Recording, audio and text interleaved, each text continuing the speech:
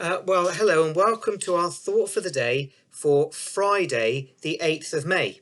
My name is Graham Hoslett. Today in the UK, we are marking the 75th anniversary of VE Day, Victory in Europe Day.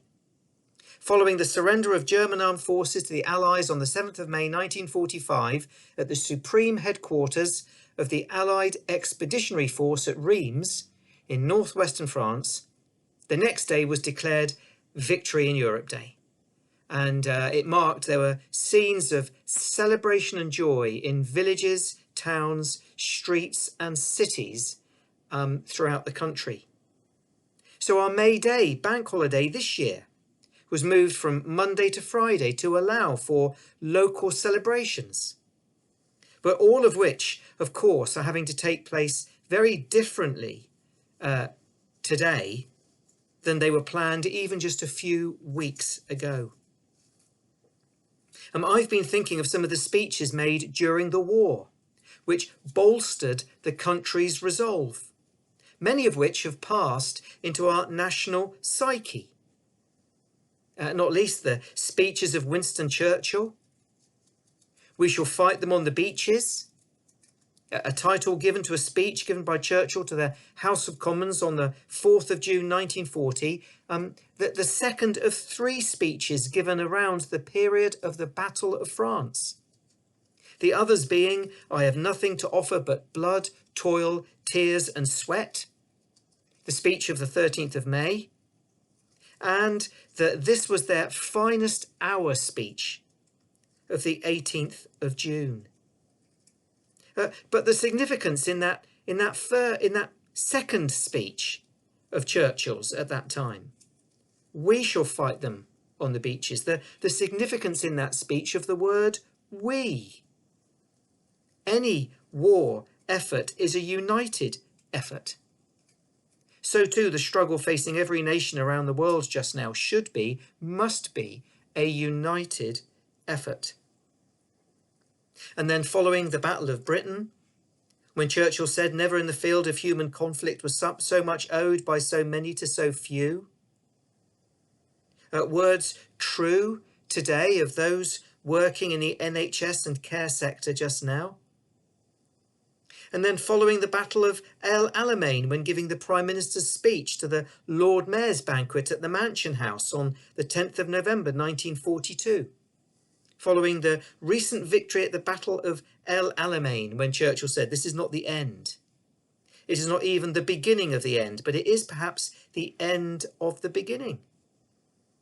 Maybe that's a speech that speaks into our days just now as we wait to hear what the government might have to say this weekend about as we approach a possible relaxation of some of the restrictions we've been living under. I wonder where we are in terms of the pandemic. Certainly not at the end of it, almost certainly not at the beginning of the end of it.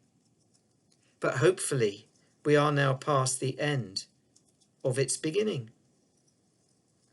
But at a time of what to some of us might be a very real time of uncertainty, one wartime speech that spoke then to the country's heart was the Christmas broadcast made by King George VI on Christmas Day 1939, when he famously quoted a poem by Minnie Louise Haskins, the poem popularly called The Gate of the Year, but called by Haskins, God Knows.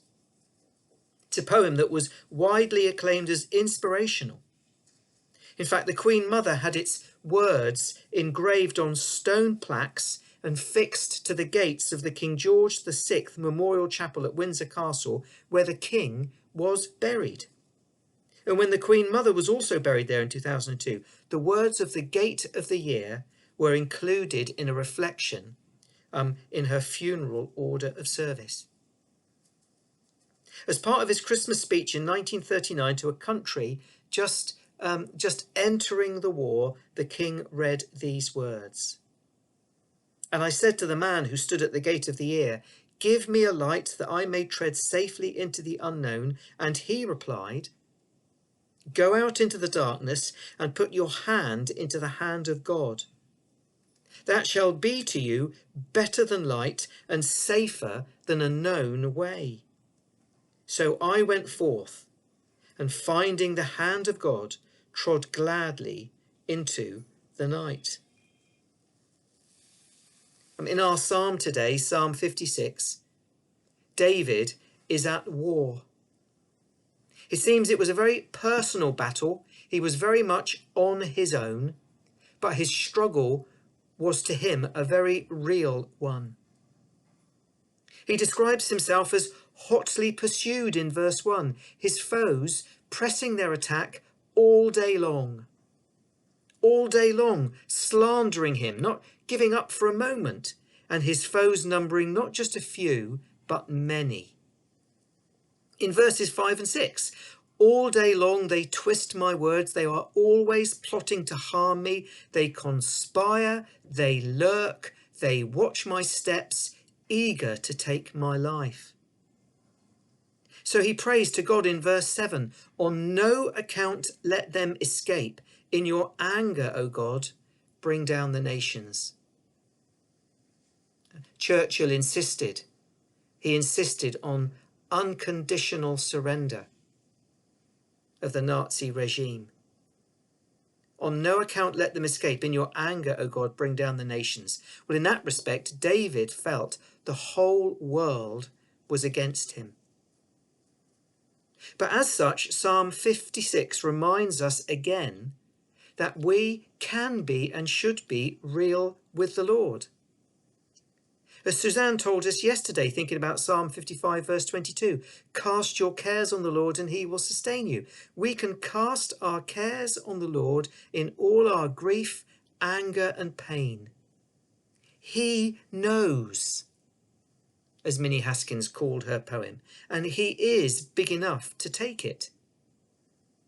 But twice in Psalm 56, in this time of struggle for David, we have a repeated refrain in verses 3 and 4 and verses 10 and 11. David says, when I am afraid, I will trust in you, in God whose word I praise. In God I trust, I will not be afraid. He says, what can mortal man do to me? And then also in verses 10 and 11, in God whose word I praise, in the Lord whose word I praise, in God I trust, I will not be afraid. What can man do to me? David, facing a threat as real as the one we face today, facing a very uncertain time, knew that even in isolation, what he faced, he didn't face alone. In 1939, facing a very uncertain time, King George VI invited his subjects, wanting light to see by, wanting light to be able to tread safely into the unknown, to seek instead not light, but to put their trust in the Lord, who was even then waiting for them in the darkness. I said to the man who stood at the gate of the ear, give me a light that I may tread safely into the unknown. And he replied, go out into the darkness and put your hand into the hand of God. That shall be to you better than light and safer than a known way. After days of lockdown, many of us will be fearful at what opening up might mean and look like. But just as David trusted in the Lord then, and just as King George VI encouraged us as a country to do so, so too can we now. In God whose word I praise, in the Lord whose word I praise, in God I trust, I will not be afraid. The man who stood at the gate of the ear said, go out into the darkness, put your hand into the hand of God. That shall be to you better than light and safer than a known way. So I went forth, and finding the hand of God, trod gladly into the night. I hope you've been able to enjoy the celebration of the 75th anniversary of VE Day. As you have, and as we face a continuing struggle at the moment, May you know the Lord's presence, and may you know the Lord's peace. Amen.